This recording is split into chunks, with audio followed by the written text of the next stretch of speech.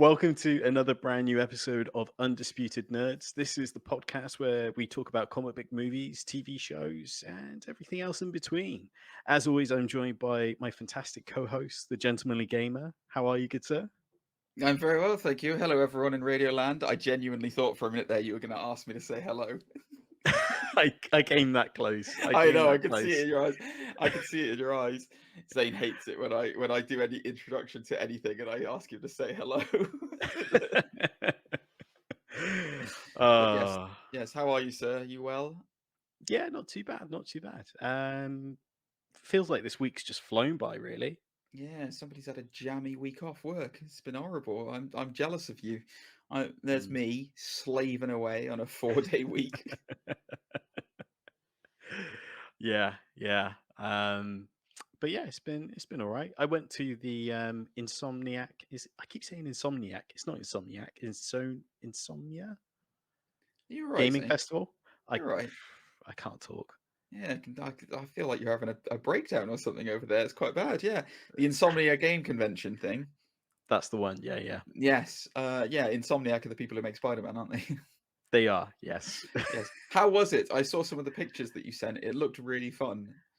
Yeah, it was decent. A lot of simulations, like driving simulations and VR stuff. All right. Okay. But yeah, it wasn't too bad. Future of gaming. If anything, I'm probably a little disappointed in terms of the range of games that you can play. All right. Where was this? In Birmingham. Birmingham, yeah. Okay. NEC. The NEC in Birmingham. Mm. Everything's at the NEC in Birmingham. If it's in this region of England, then it's like it's always in Birmingham. Yeah. Ridiculous, honestly. Second city. It's like it's very much the Chicago of England. The Chi-Town. Exactly. Once the Peaky Blinders burned it down, we just built it all back up on the smaller members. Very much what Birmingham is to us. Now you mention it, obviously Cadbury's World is in Birmingham as well. Like it is. Yeah. What do you mean now I mention it? What's that got to do with burning embers? I'm just thinking, like, maybe they rebuilt the whole chocolate factory whilst they're at it.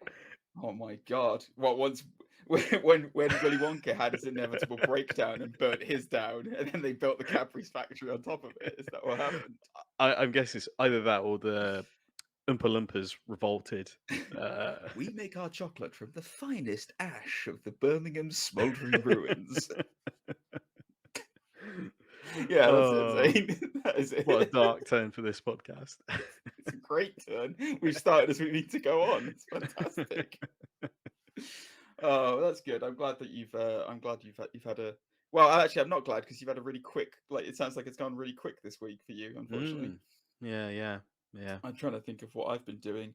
Work, work, and then going to the gym. Oh, it's tiring, isn't it, Zane? It's tiring. Yeah. Nobody. Like, I will say this, right? Those people who say that like being like fit and healthy is fun, you clearly have never been unhealthy before in your life. Because my God, there's nothing more fun than just sitting there watching TV with a bar of chocolate in your hand, just gorging through it. I mean, Jesus. I'd much prefer that than to have the crippling pain of the next day after the gym where you're just like, oh, my limbs. Wow. But no, it's going all right. Thanks. It's going well. Good. I'm trying to think of what else has been happening this week. We've almost finished Better Call Saul, which I've got one. We were going to watch the finale and then we didn't because we wanted to save it for a weekend because I feel like I'm going to be really sad when it's over. Okay. It's so good. I wish you would give it a try sometime. It's so good. It is just when Michael Mondo is like amazing. Like he's just the best. He's just really is the best. It's like they took maybe not all the best characters, but a lot of the best characters from Breaking Bad. Obviously, Walt's not in it, and Jesse isn't in it. But like they took a lot of the great characters of Breaking Bad and just went, let's just take all of those characters, but make it slightly less bleak, but also amazingly better. And then we'll make this series. And that's what it is. I love Better Call Saul. It is genius. You should watch it, guys. Anyone out there who wants a good TV series, watch it on Netflix. It's very, very good. But yeah, I can't think of anything else exciting that's kind of really happened to me this week. I'm just a boring man. Just a very boring, dull man, Zane. I think you've been streaming this week, though. Yeah, I didn't stream on Tuesday because I was going to this. I'm actually, as we record this, it's on a Friday, and I'm going to stream this evening to make up for the Tuesday one I missed. But I played Midnight Fight Express, which just came out on Games Pass like last week. It's really weird. It's like a weird mix of Sifu, that game that's on the PlayStation. It's like that, but like a top-down version of it with like so it's kind of like Diablo meets Sifu is the best kind of thing, set in like a futuristic dystopian world, kind of like Streets of Rage-esque. It's very cool. It was very fun. It was very frustrating in parts, but it was a lot of fun to play. It's really frenetic, like action. It's crazy. So yeah, no, it's been good. It's been good. Streaming is fun. Streaming is fun. But we're not here to talk about streaming, though, are we, Zane? What are we here to talk about today? No, today we are going to talk about the new Lord of the Rings TV series, Power. Is it Power of the Rings or Power of Ring? Ring of Power? Rings of Power, I think is what it is, isn't it? Is it Rings of Power? I think so. Lord of the Rings. Oh no, it just says Lord of the Rings. The Rings, yeah, I was right. Lord of the Rings, the Rings of Power. The Rings of Power. Yes, sweet. That's it. There we go. We're going to talk about it. We couldn't even get the title right. There we go. Brilliant. As always, we're going to talk about episode 1. Even though the first 2 episodes dropped today, we're just going to focus on episode 1. As always, with our podcast, we normally talk about the first episode and normally the last episode, especially if we do like the series. It's interesting. One of our listeners the other day I was talking to one of our listeners who regularly listens to us. That's why they're our listeners. That was weird. They were saying that they asked us, do we always just review episode 1 of a show?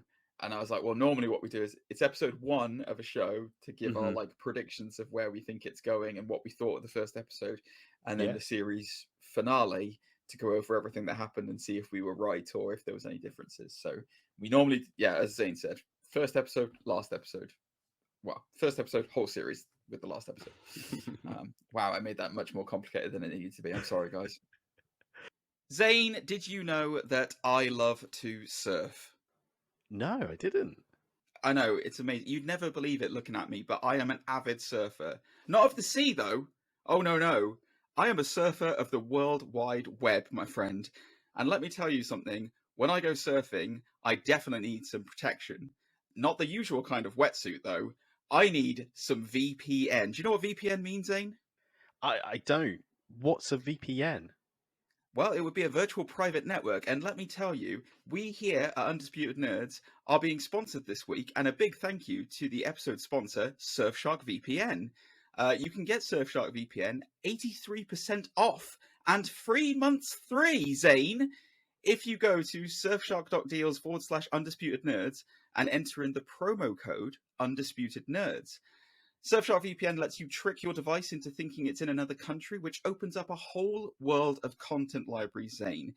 So think about it this way. If you're in the UK, you can watch US Netflix, which has a far bigger selection of movies. You can get all of your Batfleck content that I know you love, Zane. I know you're looking for. If you're outside of the UK as well, you can watch amazing apps like BBC iPlayer. And if you're in the US, you can finally get access back to the old WWE network with its far superior functionality. We've been using, me and Zane have been using Surfshark here at Undisputed Nerds for a while. It is our official VPN, and it doesn't just let us gain access to all the comic book movies, but it also secures our networks by encrypting internet traffic, keeping our location and download history private. Thankfully, so that people can't see me purchasing wetsuits. My favorite feature on the Surfshark, it knows when my phone leaves a trusted connection, like my home or work internet, and it immediately turns on to prevent interference. It's like having, Batfleck's Justice League for your phone, Zane. I And know I know that, exactly what you mean. and I know you've got a lot of Batfleck on your phone right now. So sign up to Surfshark today by using our link in the video description below, surfshark.deals/undisputed nerds, where you'll get, again, 83% off and your first 3 months free if you use the code Undisputed Nerds. We really appreciate if you just at least check them out, as they're a great company and we love working with them. Support Undisputed Nerds and support your internet privacy with Surfshark.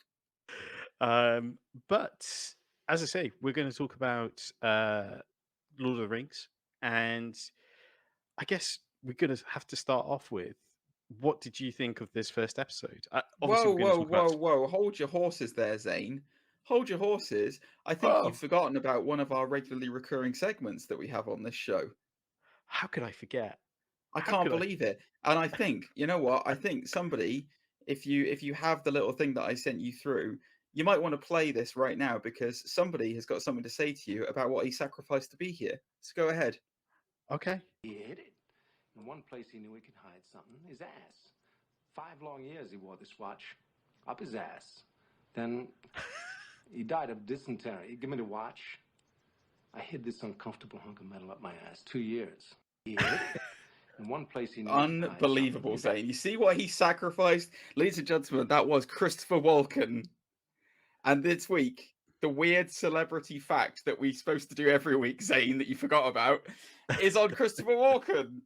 Yay! Everyone, Christopher Walken. Yeah, we love Christopher Walken. Christopher Walken, obviously famous for many movies. I know him best from his incredible turn as the guy who's not a main bad guy, but is kind of a bad guy, Max Shrek in Batman Returns. Is he not Max Lord? No, he's not. That you're thinking of Pedro Pascal in Wonder Woman. Wonder Woman. Yeah, that's Maxwell Lord. I always thought he was Maxwell Lord. No, Didn't he's Shrek. Maxwell Shrek. Shrek. Yeah, amazing. He's an amazing actor. Chris Walken he's an incredible actor. He's had many acting roles. He's had a history of incredible acting roles. For those of you who are not aware, I should have probably said something. Zane threw me off when he went straight into Lord of the Rings. I'm going to be honest with you guys. So I completely missed the setup for the whole thing. But anyway, we do celebrity weird facts on this show every week. So for those new listeners to this, what we do is we used to do it on Nicolas Cage. We ran out of Nicolas Cage news. Now we do weird random celebrity facts. I found another weird random celebrity, which is Christopher Walken. We're probably going to do quite a few of these because he's got a really weird life. So it's great. Anyway, what I do is I read out the headline of this and then I go into the details of it. So Zane, are you ready for this? Mother, is that you? Yeah, I am. Up his ass. All right, so right, brace yourself. Christopher Walken once worked as a lion tamer. Wow. I can't even imagine it. All right, so although he got an early start on acting, Walken tested out a few other career options first. When he was 16, he spent the summer working as a lion tamer in the local circus, or at least a lion tamer's apprentice. Here, this is a direct quote from him. I'm not gonna, I couldn't do the voice.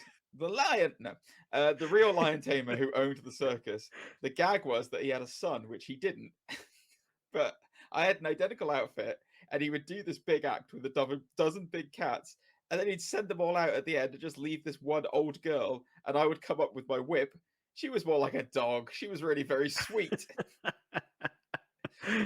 So, Zane, what are your thoughts on Chris Walken working as a lion tamer and maybe actually not being a lion tamer, but in fact just being at a dog rescue center and getting all confused? What a story. Wow. Like, I can't even picture it. Like him with a chair and like a whip, just being like, get down from there. Like, come on now. Like, yeah, it's just crazy. Did you know, like, a genuine fact about him? Did you know that he there is a reason why he speaks that way? No, I didn't know. Yeah, so like he basically, so his dad was German and he couldn't understand English very well. So basically because he grew up with immigrants who English was the second language, he had to talk slower and more distinctly for them in order for them to understand him. Oh, So wow. that's why he kind of does this weird kind of slow Broken talking. English. Yeah, exactly. And I guess it just kind of kept going. So yeah. Wow, that's You go. interesting. A bizarre fact followed by a quite interesting fact. There you go. Mm. Anyway, yeah, so that's the weird celebrity news this week. I'm sorry it got all kind of like jumbled up there, guys. My apologies. It's normally a lot more streamlined and linear than that, but you know, it's just Zane's continual part of cutting me out of the show and replacing me with, you know, Elliot from Undisputed Anime. The reason being is because I recorded Undisputed Anime like within the last 12 hours. We had a special guest, so I'm still riding on that train, shall we say. Look at him, and he plugged it as well. Look, you see that? Unbelievable. He doesn't get a special guest on this show anymore. Just plugs other shows. You know, I get it. Who was your special guest? I'm curious. So it's a he's done this live on air, by the way, guys, so that I don't make a fuss and kick off. That's what he's done. So it's a fellow content creator, podcast host of Giant Shooty Robots. Cool. So we did an episode on 5 mecha anime recommendations. So yeah. I'm assuming you did the Power Rangers Megazord all together, right? That's what. Yeah, that was one of them. Sadly, not. It was there. It was the Ash. His name's Ash. It was his recommendation list. Oh right, I see. Yeah. Well, Ash, I hope that was on there. That's all I'm going to say. This is why he doesn't bring guests on the show. This is why. This is the reason. Anyway. Right, should we move on to Lord of the Rings then? Yeah, let's do it. Bum bum ba bum. You shall not pass. Ba bum. God Almighty. Oh yeah, that was presented with all the gravitas, ass being the appropriate word that I could possibly have wanted. I think, isn't it? Da da da da da da da da da da da da. All right. Do Return not of the King. pass. Yeah. Okay. Cool. Yeah. Lord of the Rings. You're gonna have to lead the way on this one, Zane, because as much as I watched this episode, I have to be honest with the listening public out there. Lord of the Rings is not really my jam in the grand scheme of things. I really enjoyed the films, and I like Lord of the, obviously, you know, the original trilogy, and then the Hobbit trilogy I like. Although it's so weirdly like I've forgotten a lot of the later films because it's just kind of like all right, cool. Like, what is it? The second one that's called The Desolation of Smaug, or is that the third one? It is, yeah. No, Yeah. you're right. Like, I remember The Desolation of Smaug quite well because Stephen Fry's in it, but then I don't remember it. I don't remember the third one barely at all. Like, it's just like, oh, okay, dwarfs, it's over. But yeah, why don't you go into tell us what the details of this particular strand of ringage is? What a word. You've caught me off guard there. So this is a story that takes place centuries before the events of Lord of the Rings, The Fellowship. So this is... here we go. I'll get the synopsis up. No, that's cheating. Don't tell them how the sausage is made. What are you doing? So this is an epic drama set thousands of years before the events of J.R.R. Tolkien's The Hobbit. Yes. And Lord of the Rings. They wrote that weirdly. This follows an ensemble cast of characters. This is why you don't read from the synopsis on the podcast, Zane, for goodness sake. Just tell me what your thoughts were. Okay, my thoughts. As a first episode, it felt, dare I say, as an hour-long episode, it felt like almost like 2 episodes that were joined together. I don't know if you got the same vibe. This show's really weird, right? So I'll give a very brief overview of what it was, like without Hmm. reading the synopsis. Zane, jeez. So basically, what's her name? Mhm. Glandular fever. She is like this elf who, and I'm not a Lord of the Rings fan, guys, so forgive me when I butcher this. Okay, I apologize completely. But basically, right, Mm. she's this elf. She was a young elf. She's a lovely lady, whatever. Mhm. She grows up. There's all this rum do because this big bad guy comes out. His name's Mordrith or Malachi Black. I can't remember what his name was. Midrift, and suddenly all the land gets all corrupted, so all the elves have to leave, and then they go to Middle Earth Mhm. where they fight this massive war, and then Glandula, her Gladriel. I know her name's Gladriel. Her brother gets killed by big baddie horribleness. And then like she basically vows to strike this badness from the realm. Yep. And that's pretty much the plot of the thing. Is it's humans and elves and all this other kind of jazz in Middle Earth, but there's Mhm. a growing darkness. And like nobody believes her that the darkness is still around. Everyone thinks the war has been won and everything's over and it's peace in our time and yada yada yada. Um, I, I have to be honest with you, dude. Like Yeah. one of my main problems with Lord of the Rings as a whole, okay, one of my main issues with it Mhm. is I really hate the fact that I think I might have said it on this podcast before. You've said it before. I think Yeah, I know what you're saying. Yeah. yeah, everything's Sauron. Everything is Sauron. It's always effing Sauron. Like, Mhm. why can't it be somebody else for once, Zane? Like, I was really excited. Like, I know it was a prequel. I knew it was a prequel Mm. coming to this, and obviously, it's the Rings of Power. So it's the establishment of the One Ring and all this other things that ruled them. I get that. I get that. Yeah. But when they opened the show by saying the elves were constantly at war with Midrift or whatever his name is, I was like, oh, a new baddie. I'm excited for this. And then literally a scene later, it's like, and his greatest apprentice, Sauron. I'm like, oh my god, it's Sauron again. I was just like, why is it always Sauron? Like, I don't Mm. understand. It's just so boring. Because I get it. I know that he's like I don't know whether it's supposed to be like a parallel of like it's Sauron's supposed to be like the devil of this world, where it's like, Mhm. all the evil can be boiled down to one thing, and it's this one, singular manifestation of evil.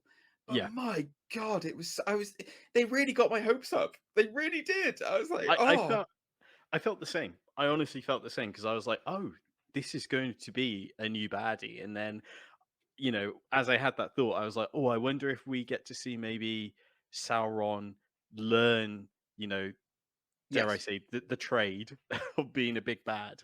yeah, Uh, and then it was just like, and Sauron, his sorcerer, just right over there.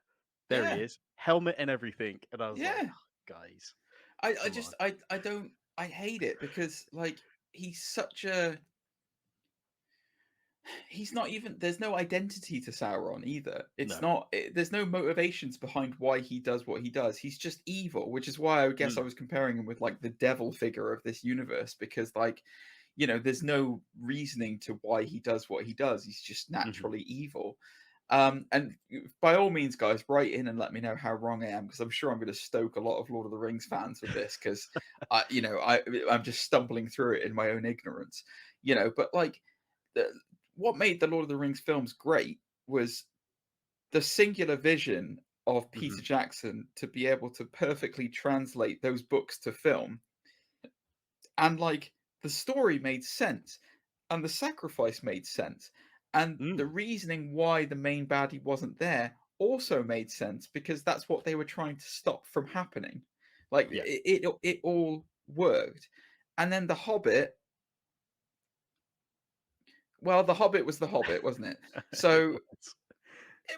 it was fine. Like I enjoyed the first film a lot. Like the first film was really good and it had a really Mm. great ending. Like I still remember I still remember that when I can't remember if I think it's when Gandalf gets the vision of Sauron, and it's like Yes. it's that figure walking towards him through the fire, and then the fire turns into the eye, and then it does that like weird like Yeah. quantra zoom thing just back and forth. I was like, that is amazing. That looks really good. So yeah, The Hobbit had some really good moments in it, but Mm. like, I mean, I don't think it. I think it's very safe to say that it never lived up to the legend of Lord of the Rings. So as far as this series is concerned, Hmm. well, I mean, what did you think? Go ahead, carry on with what you were saying earlier on about the show itself. Yeah. So I've literally this week I've binge watched the original Lord of the Rings trilogy. So Fellowship, Two Towers, and Return of the King. To the lead up to this, because I have to be honest, I wouldn't say they're in my circulation of movies. It's not like something I go back to every so often. So I thought it'd be a good time to kind of rewatch it with new eyes, because I don't think I've watched them since they came out, really. They're big Um, commitments, like they're long mm, movies. yeah, like they edge ever so closely, each movie closer and closer to 3 hours, Yeah. which of course the last one is 3 hours, or just over it. So yeah, Well, plus but if you're watching the extended cuts as well, I think they're like way yeah, over three, like it's like three and a yeah, half hours each, I think, or something like that. So yeah. So coming off the back of the movies, and as you say, like Peter Jackson's direction, uh, even when characters self-sacrifice and such, is just so powerful and so well earned. The character developments as well. Aragorn's journey is just absolutely amazing. Like yes, I'm really blown away by it. But when it came to this TV show, okay, there was a lot of sort of explanation for the setup. Fine, it's a fantasy world. There's always going to be that. But what I think is weird is kind of like this revenge story. We're instantly going on the yeah, revenge story, if you know what I mean, instead of kind of going on the journey with the brother till yeah, he does pass away. But I don't know. This is all off the first episode.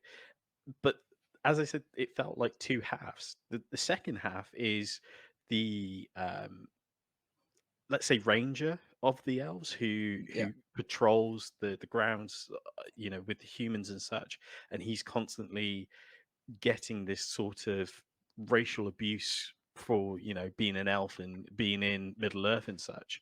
I was like, wow, this is a complete gear change of like this revenge driven story that I've been watching for 40 minutes. yeah. I mean, it's technically, I guess, yeah. I do know what you mean. They did try and start. Is every episode, um, like every episode is that an hour? I'm not sure if every episode is an hour or is it like a. Oh, I'm not sure actually. The biggest thing to freak me out. So there was a number of things that freaked me out. So like there's a lot of the I can't remember what their creatures are called. They're not hobbits. Are they half-foots? Is that what they're called? Harfoots, yeah. Half-foots. So yeah, the first bit we do get introduced to a lot of stuff like all at once kind of thing. So you get Mm, this establishment of the elves have been fighting this war for however many years against this evil dark entity that came from somewhere and made them go to Middle Earth. And then so that's all kind of an establishing thing, which basically drifts around Galadriel, isn't it? It's Galadriel. That's her name. hmm Yeah. Question for you: is that the same? So I couldn't remember or not. Is hmm Galadriel the same elf that becomes Catherine? I've forgotten her name. What's her name? Australian actress. Oh, I know who you mean. What's she's Hela in Thor. Yeah.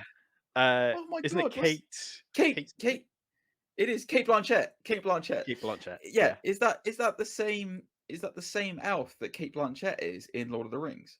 Oh, I Because hadn't they thought of obviously that. live for like hundreds of years, don't they? So Yeah.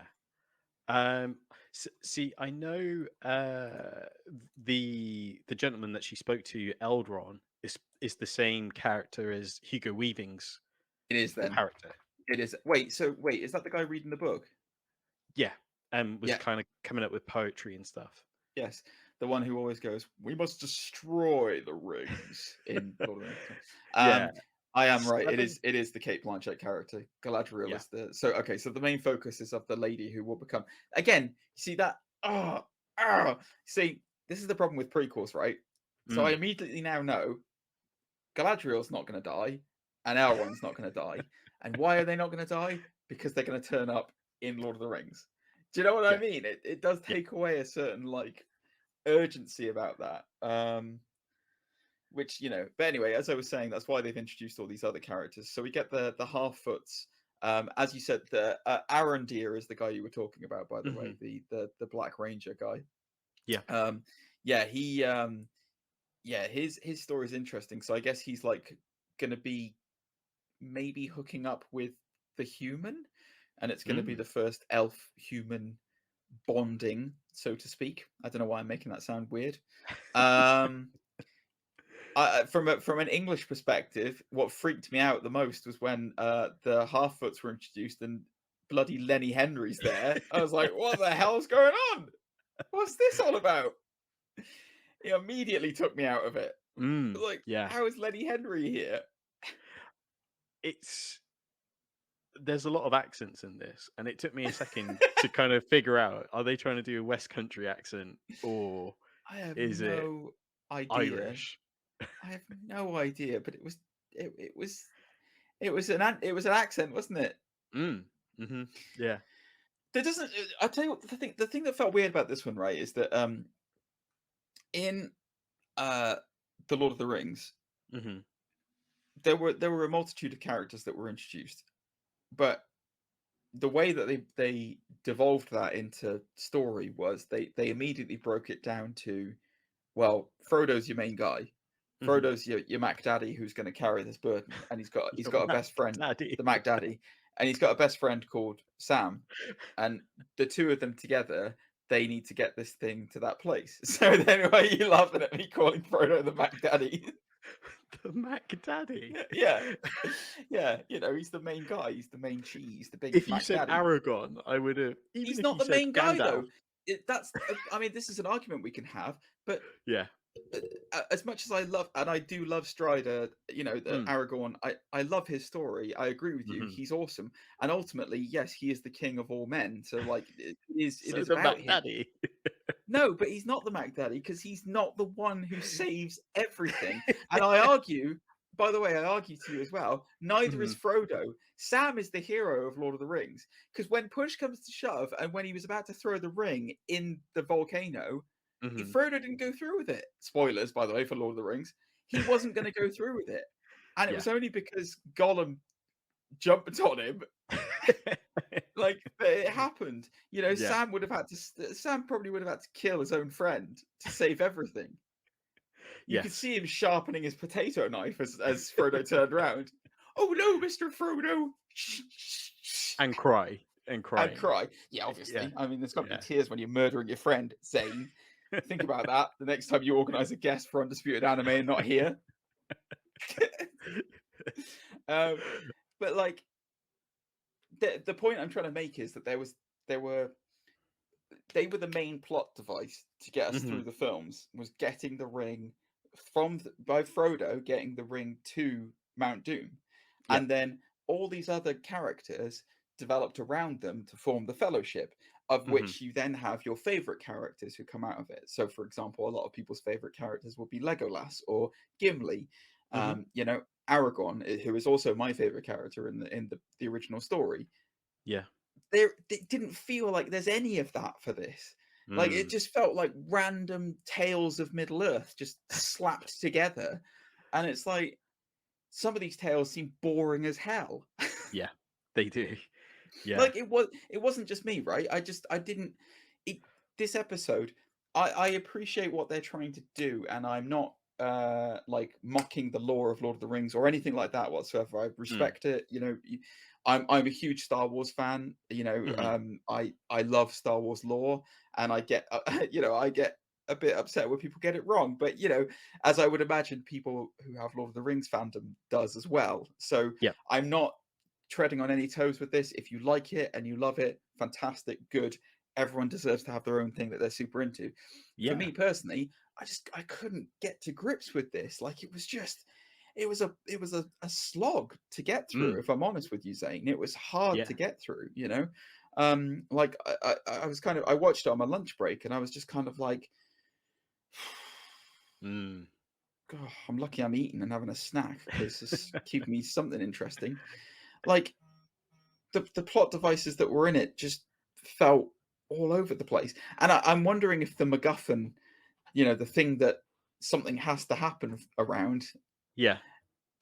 is what happens at the end of the episode with the guy falling from the sky.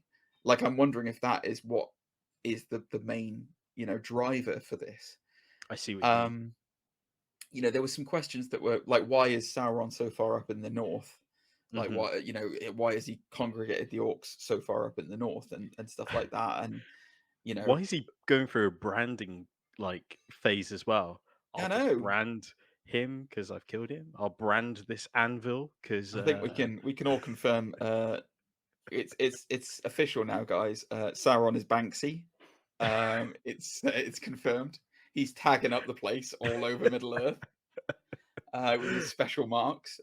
Yeah, and I don't know whether this guy. So the lady who Arondir's into, Bronwyn, I think it is. Is that her name? hmm Yeah. Her son. Like he seems like he might be like the Frodo-esque character because he's got some kind of weird daggery doodah that Mm. This is the thing about Lord of the Rings, right? I am excluding the original trilogy from this because the original trilogy is a masterpiece, and I will hold my hands up and say it is brilliant. It is one of the most finely crafted trilogies ever created. Yeah. But same with The Hobbit, same with this. They always follow the same basic generic story of the hero's quest. And it's like, hero's got this thing to do, got to go to this place, things happen around it to defeat the evil. And it's like, what? Can there not be more to it than that? Can we not see something else? It's just, I don't know. It just felt very heavy-handed. I will say this. So talking about like facts and figures on this show. Yeah. This is the most expensive show ever made. Like the most expensive show ever made. So I'll give you some relative figures so that you can make a comparison of, right? Yeah. So the final season of Game of Thrones cost $90 million to make. Okay. Okay. Stranger Things season 4, the last season that we just had, cost $270 million. Ooh. Would you like to take a guess and stab at how much this show cost for this season? I thought this was like a $200 million season. Well, I'm glad you're sitting down because brace yourself for this. Amazon have reportedly spent a whopping $465 million on this. So that, for our UK listeners, that is £399 million. That's just the opening season. That's just season one. Season. Like they confirmed they're going to do more of these. This is a multiple season run by Amazon, and they've spent nearly $500 million on the first series. That's wild. Like, just because, like, as I'm watching it, I'm like, there's some scenes I was thinking, this looks like exceptionally well done. Like, yes, I will say, right, plot wise aside, the acting in this is fine. Yeah, like I don't have much problems with the acting. It's I haven't seen enough of it in varying situations to kind of really judge based on the actors' ranges or whatever. But I will say they spent a lot making this look good. Like it looks amazing, both visually and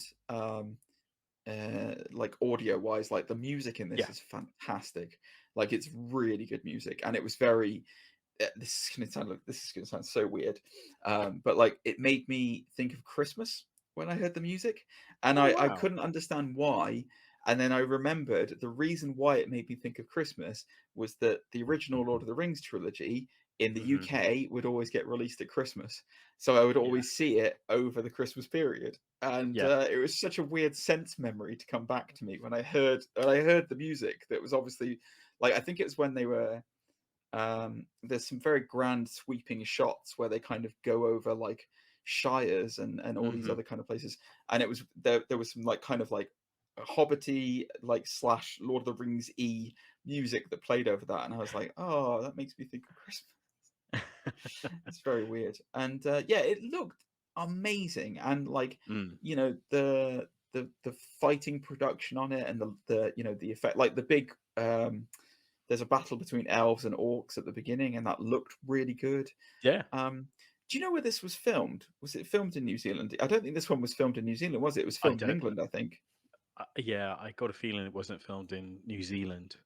Let me have a quick look and I'll find out. But oh, it was yeah. filming locations New Zealand Okay. and Auckland. Yeah. Yeah, fair enough. Yeah, that makes sense then. That makes sense.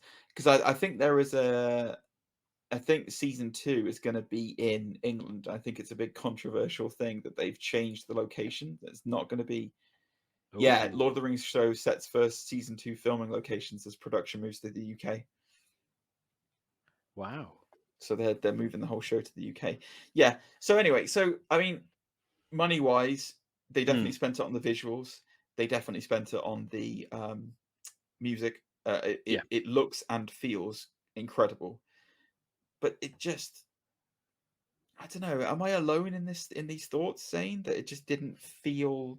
It just feels like there's stuff missing from this, and it was quite a boring opening. A little bit, yeah. It didn't blow me away, or I didn't instantly connect with it the same way I was connected with House of Dragons. Like, I think for a lot of people, including myself, they're going to compare it to House of Dragons because it's another sort of fantasy-esque. Yeah, which is totally wrong because it's completely different wheelhouses. Like, it's yeah. But after watching the movies and coming into this, I really do. I think I really like the Lord of the Rings world building and everything about it and such. So I am going to probably stick with this to just kind of like find out more about what's going to happen and how it shapes the future, which we now know. But yeah, I just don't know if there was enough intrigue in this one episode for anyone else to stick with it, if you know what I mean.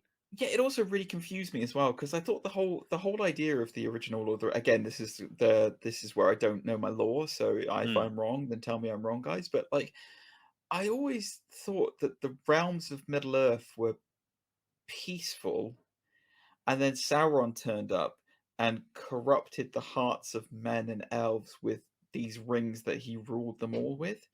So I was, in my head, I thought that there was like a ruling humans, and then there was a ruling elfish kingdom, and then I thought there was the dwarves. And in my head, it was all kind of like segmented, like different countries, basically, as it were. Yeah. But in this, it feels like the elves just run everything, and then humans are subjugated under elves, which is why they hate the elves. And then you've got these other, you know, half-foots running around as well. It just felt really confusing, and I was like, where does this fit in with what I know will happen? And I know that it's a prequel, and I know that it's kind of like, you know, take your time, you'll get there kind of thing. But like, yeah, I wasn't thrilled by it. In terms of kind of the viewing figures and stuff like this, there's obviously, we're filming this on a Friday and it got released today. So there isn't any viewing figures out there. I think Amazon are expecting huge things out of this. Like they've pushed it a lot. To give you some context, the biggest Prime Video show in like basically the 2+ years of the streaming chart, so these last couple of years, has been Reacher, which opened with 1.84 billion minutes of viewing time in its first 3 days, and collected about 5.8 billion minutes over 6 weeks in the top 10. So Reacher was released all at once, whereas Rings of Power is going to be a weekly affair. So we'll see how that stacks up, and we'll see what the numbers are dropping off. I think will be the most interesting thing about this, because obviously Reacher was a big bang. You get the whole series all in one go, and you get like 5 billion views. First episode, Lord of the Rings, I bet it'll approach like 8 billion. I reckon it'll be getting up there. Like it'll be a big show. It'll be Amazon's biggest show they've ever done. But I'll be very interested to see where the numbers drop off after that. because I'm like surprised. I'm surprised it wasn't The Boys. Was their biggest show because that launched with the first 4 episodes. yes, Uh, but the boys was also week to quite week. and also it's quite extreme. Yeah, So like yeah, it's not really a family show, you know. yeah. I'm not suggesting Reacher is a sit down with your kids and watch it, but like by the same token, it's more of a like general family appeal, and Mm, kind of military based stuff is normally more appealing than like superhero. exactly. So stuff with more realism in it is normally it's either like super fantasy ye oldie world, Mm, where larpers can get into it as well, or yeah, it's like you know this kind of thing, Reacher. yeah. So Plus, Reach is a Tom Clancy book as well, isn't it? yes, it is. Yeah, Let me have a look yeah. at the boys. I wonder what the boys that's made me think now while I knock over my microphone. The boys viewing. I'm going to go by season 4 because season 1 was kind of a sleeper hit for them. Yeah. It doesn't have the minutes, but the minutes I looked at just now said that the boys was after the second or third week, it said that it was hitting about 1 billion minutes. So that's Wow. after the second or third week. So it's still keeping good numbers as it goes on, and that's the thing I kind of want to see is whether or not this kind of keeps it going. Mm. I'm just going to try and find reviews of the Lord of the Rings and see if they've got like any reviews up of it yet, because I'm very curious to hear what other people think of it and whether we're like in the minority here. So I've got Internet Movie Database open at the moment, or IMDb. Yeah, it's not got good. Oh man. Okay, yeah, you tell yours and then I'll tell mine. 6.9. Yeah. So, All the Rings of Power. Average tomato meter on Rotten Tomatoes. So this is Right. the critics' reviews. 84%. It's a high score. It's a very high Wow. score. Audience score, however, Yeah. 38%. Ooh. Bad. Very bad. So I wonder if this is going to be one of those classic things where the critics love it, but Yeah. actual fans of the show absolutely hate it. Yikes. That's bad, man. That is that's a bad drop off. That is a big drop off. Like that's a huge discrepancy between critics and the only thing I don't have here is how many reviews that's out of. I would Yeah. love to see how many reviews that is out of, but yeah, that's not great. If that trend remains true Mm-hmm. throughout the rest of the series, I think unfortunately Amazon may not reap the benefits of their investment on this one if that's the case, because yeah, that audience score is very worrying. So I've just checked out a site called Flix Patrol. It's interesting because it gives you stats on how well things are performing on different streaming platforms. Sure. So the top TV shows on Amazon Prime currently, based on September the 2nd, currently The Boys, then Yeah. Terminal List, Reacher, and Yeah. then you've got The Rings of Power. Wow. Wait, so it's fourth? Fourth. That's really bad, man. Mm. For a show they Yeah. spent 400 million on. And it's launch day. Yeah, and it's launch day. Has it released everywhere today at the same time? I believe so. I'm just having a quick look. Because yeah, if that's the case, that's really bad. It's released in 9 countries. Released in 9 countries. Okay, that's why it's not number 1 then. But saying that Reacher was only released in 6, Terminal in Right. 7, and The Boys was released in 8 wow. countries.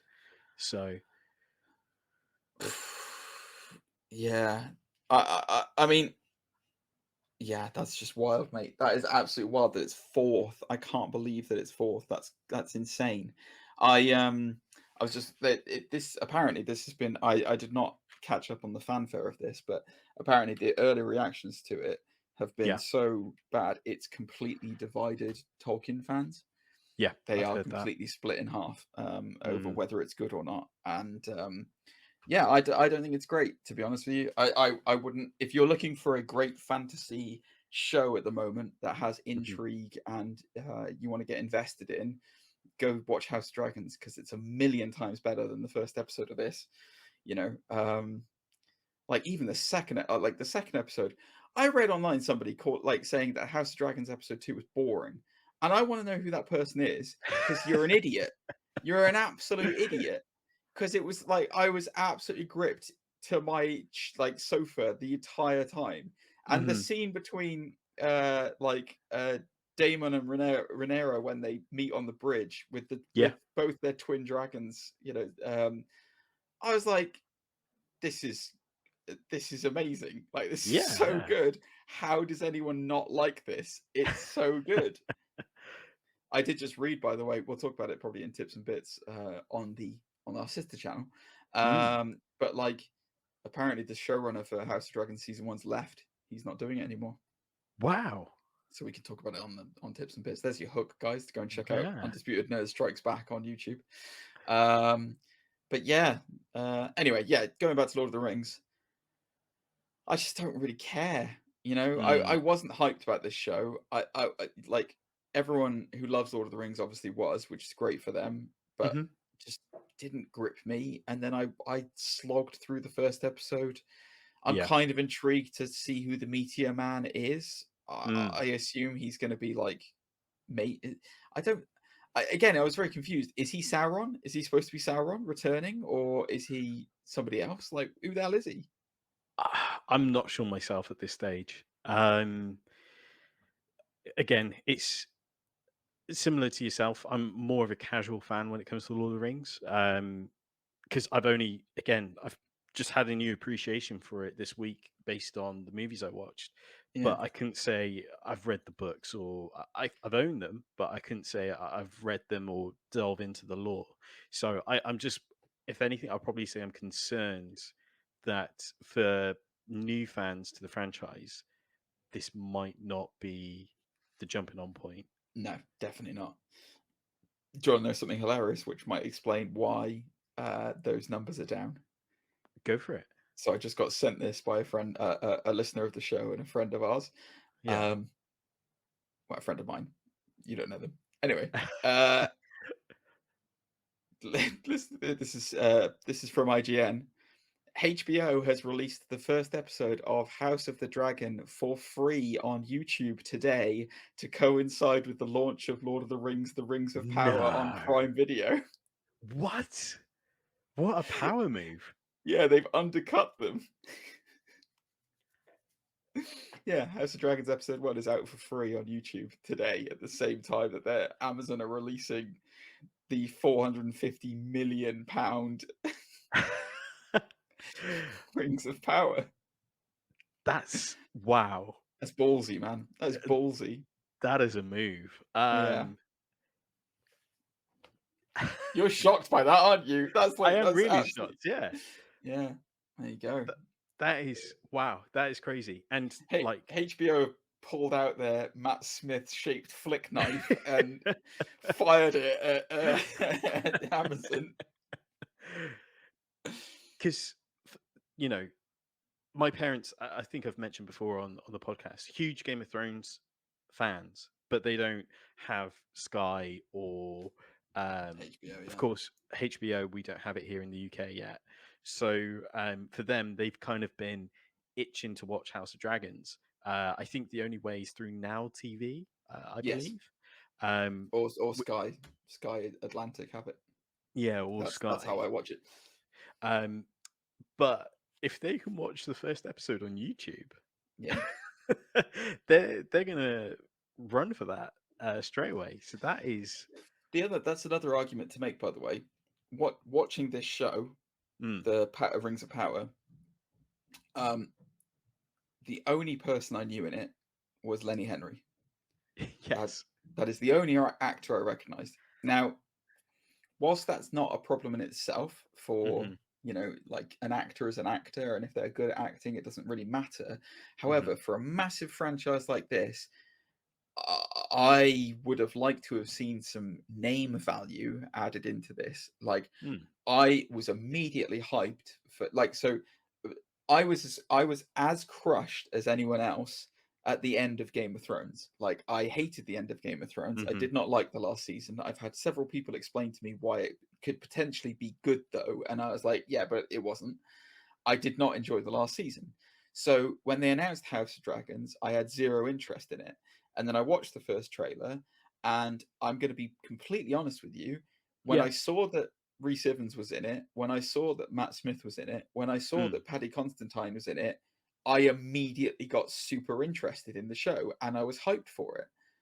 The fact that the Lord of the Rings, Rings of Power, has nobody in it who I know, apart from Lenny Mm. Henry, who, sorry, isn't a draw for me, it hasn't helped. And I it's not an era that I'm excited about. So what's the point of this? Like, where's the intrigue in this? Where's the interest for me? And I think that might honestly be a lot of what the problem is. It's like they spent $435 million, but not on the actors, clearly. I know what you mean, because we've mentioned before on the podcast how the first season of Game of Thrones had Sean Sean Bean, Bean, Leah Haley, Lena Headley. Headey, Is it Lena Headey? Headey. Yes.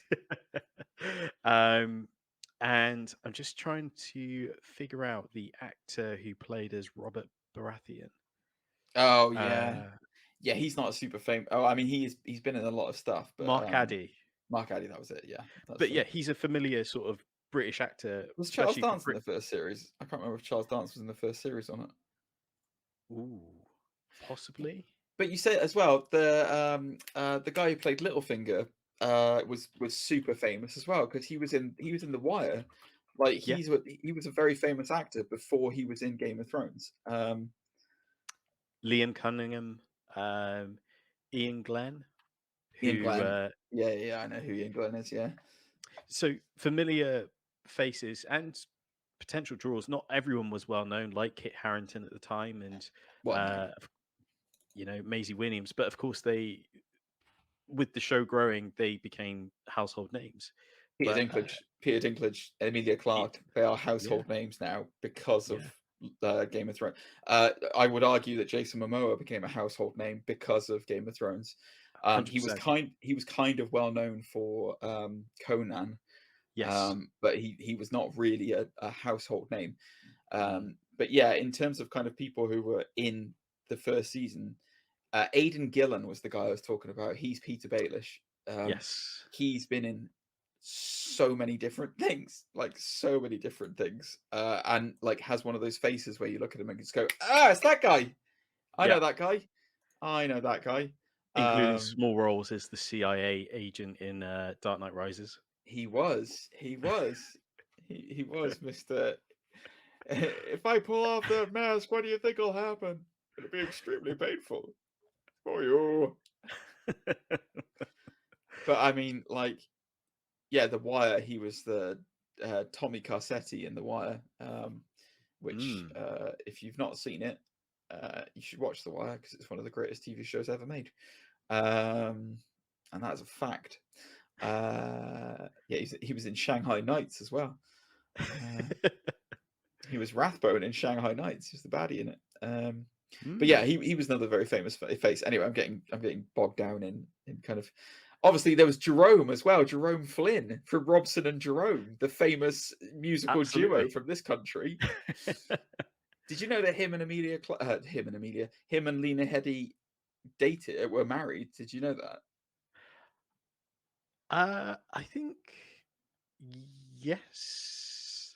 I think I heard a rumor about those two, or Pascal at one point, but I wasn't sure who. Like, What about Pascal? What, Pedro Pascal or? yeah. No, so Lena Headey and Jerome Flynn were married, and they had such a bad breakup. Like, it was a horrifically bad breakup that neither one of them will ever set foot in the same room as the other ever again. Oh wow. And there is only one scene in Game of Thrones where their characters are ever in the same area together, Right. and it's the dragon pit scene where Cersei's introduced to the White Walkers and has that, like, they captured that one and they show it to Cersei to say this is what's coming. Right. And Right. they weren't there together. They shot different shots of Wow. reactions, and they Yeah. never set foot on the same set together because they hate each other that much. They literally despise each other. Wow. I Yeah. never knew that. Yep. It's crazy. It's a crazy world out there. But anyway, sorry, going off on on a Game of Thrones tangent. My apologies, but yeah, Lord of the Rings. I'll see about watching the next episode and plowing on with it. I don't know. I'm just not. There's just so many other things out there right now that were more interesting. That are I would invest my time into over this. And as you said, jumping off point. It's not the best, is it? It's not the best jumping off point, and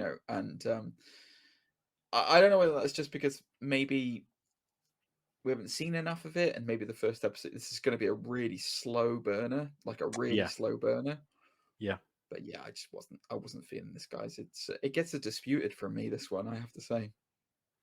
As someone, again, I'm going to be quite harsh and compare it to the movies, and for me, I would probably say disputed as well. And again, like as we previously mentioned, comparing it to House of Dragons first episode, I know not everyone was blown away by the first episode. I was definitely intrigued by it, but I didn't feel the same the same hook, or intrigue as I did for this. Sadly, I agree 100%. They've got a lot of work to do to make it up for the rest of the season, is what I'll say with this, because it was it was a hard slog to get through this. It looked beautiful, and sound unbelievable. If you want an example of amazing cinematography and wonderful sound, perfect. But acting plot wise and storytelling wise, just did not grip me, I'm afraid. But what do you guys think? What did you pure-hearted Lord of the Rings fans think? Are we definitely in the minority here, where we are preaching to people who this is their bread and butter, this is what they're all about, this is what they wanted to see from Middle-earth? Well, you need to let us know. And how can they let us know, Zane? You can let us know by using the comment section down below. That's right. Feel free to drop a comment in the section down below. You can email us, nerdsundisputed@gmail.com. As always, you can find us on all the social media platforms at undisputed_nerds. Beautiful. Beautiful, beautiful, beautiful.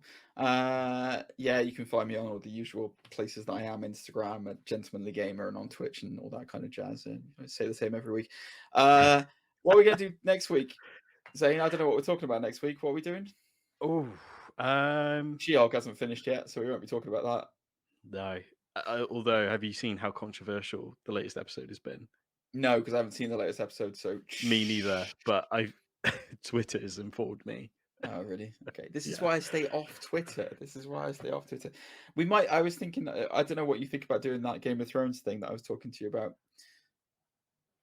You might have to remind me off stream. Yes, I will remind you about off stream, but just to capture the zeitgeist of what's going on at the moment. So, or a Lord of the Rings recap, maybe. That'd be quite funny. Anyway, all right, guys. Well, stay safe out there. It's a crazy world, and we will see you next week. Before you go, make sure to check out all the links in the description down below, including Surfshark VPN. And we'll catch you next week. See you guys. Bye.